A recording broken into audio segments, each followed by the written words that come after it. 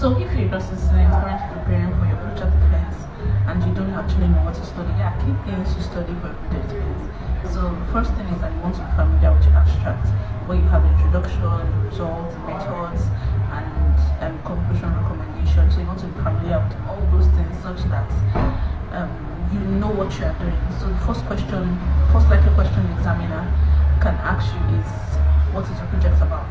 So when your examiner asks you that what is your project about, you want to give a brief description of what your project is about, and you keep in mind your abstract, which you start with the significance of your study.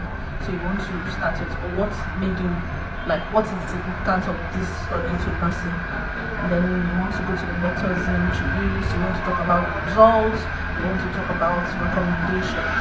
So that's clearly answers what your research is about.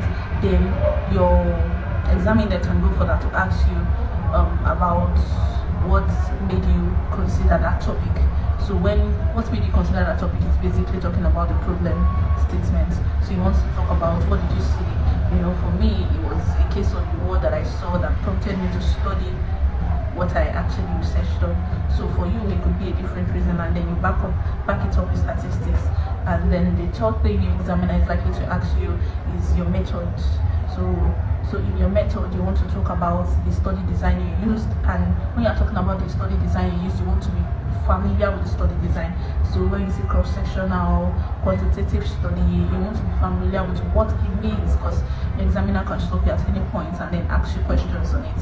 And then another question that the examiner can ask you is your results.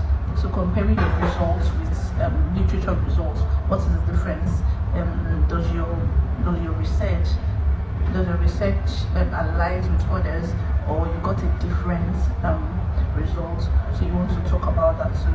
And then you want to talk about recommendations. What is your research going to do for the literature body, or the body of research available in nursing?